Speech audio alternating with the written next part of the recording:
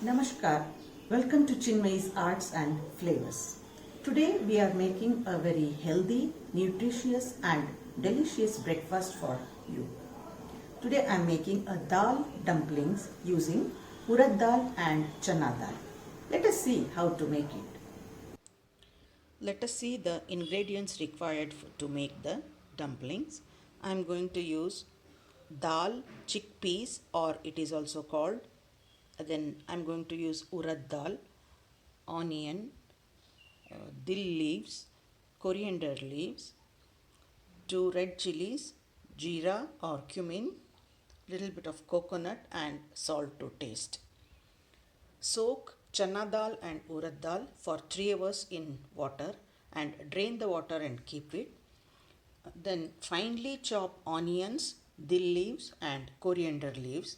And now I am going to put all these into a blender and blend it coarsely. Put the ingredients one by one in jar. Chana dal, urad dal and coconut, green chilies, red chilies and cumin, zeera, and blend this one coarsely. Add little water to it. Make sure don't add too much of water and the batter will be runny or very thin. So add little water and make the consistency of the batter that you can hold it in your hands. Mix all of them thoroughly so the batter will be ready to use. The paste is ready. Look at the consistency. It is not too pasty and it's not runny. So you can hold it in your hands. Let us take this out in a big bowl. Now we are going to add the chopped dill leaves,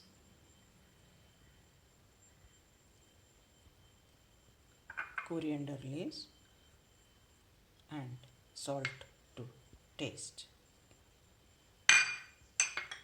And we are also going to add the finely chopped onions.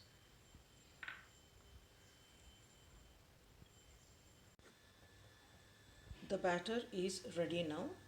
Give shape that you required and put them into idli stand that is greased with the ghee, and then we are going to steam it for about 10 minutes.